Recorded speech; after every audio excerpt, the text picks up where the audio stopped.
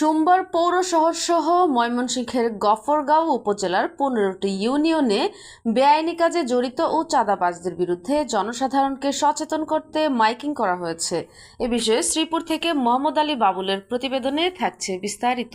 শান্তি শৃঙ্খলা বজায় রাখা এবং জনগণের কাঙ্ক্ষিত উন্নয়ন নিশ্চিত করাই মাননীয় জাতীয় সংসদ সদস্য জনাব মোহাম্মদ আখতারুজ্জামান বাচ্চু সাহেবের অন্যতম লক্ষ্য।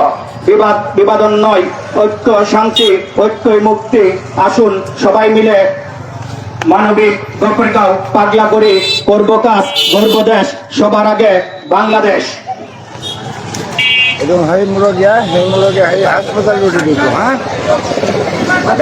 একটি বিশেষ ঘোষণা, এত দ্বারা গফরগাঁও বাজারের সকল সম্মানিত ময়মনসিংহ 10 আসনের নবনির্বাচিত সংসদ সদস্য আখতারুজ্জামান বাচ্চুর নির্দেশনায় এ মাইকিং করা হয়েছে।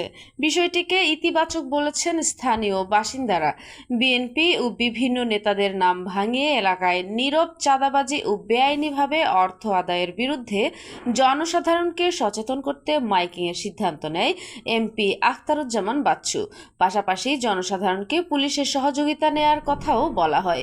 এ বিষয়ে এমপি আখতারুজ্জামান বাচ্চু বলেন, গণমানুষের নেতা বিএনপি চেয়ারম্যান তারেক রহমানের সুস্পষ্ট নির্দেশনা, বিএনপি বা কোনো নেতার নাম ভাঙিয়ে কেউ যদি চাঁদাবাজি, বেআইনিভাবে অর্থ বাণিজ্য বা ভয়ভীতি দেখিয়ে টাকা নেওয়া সহ কোনো বেআইনি কার্যকলাপের সঙ্গে জড়িত থাকে, তাকে আইন শৃঙ্খলা বাহিনীর হাতে ধরিয়ে দিতে সে লক্ষ্যে জনসাধারণকে সতর্ক করার জন্য এ উদ্যোগ নেওয়া হয়েছে।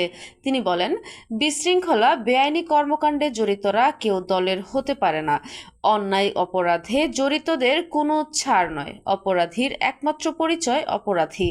তাই এর মাধ্যমে সতর্কবার্তা দেয়া হয়েছে।